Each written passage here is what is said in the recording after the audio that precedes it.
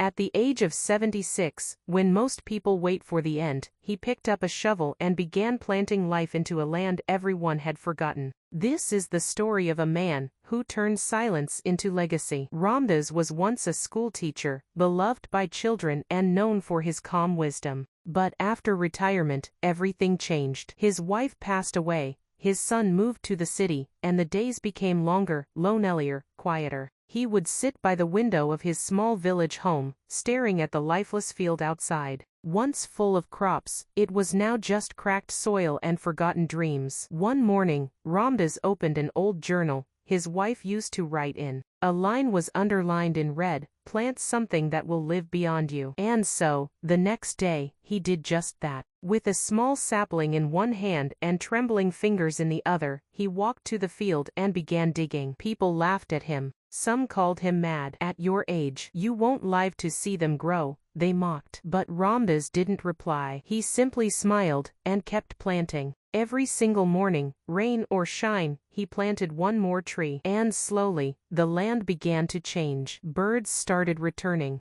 Grass grew around the roots. Children began playing in the shade of the young trees. That once dead field began to breathe again. Villagers who once laughed now watched in silence. They started helping. One sapling became 10. 10 became 100. And Ramdas never missed a day. On the day Ramdas passed away, the entire village gathered in the field, not with tears of loss, but with pride. Under every tree was a piece of his quiet love. Today, the field is called Ramdas Bag, a place of joy, laughter, and life. Not because he lived long, but because he lived with purpose. You don't need strength to make a difference. You need purpose. Even one small act, done with love, can leave a forest behind. So, ask yourself today, what are you planting?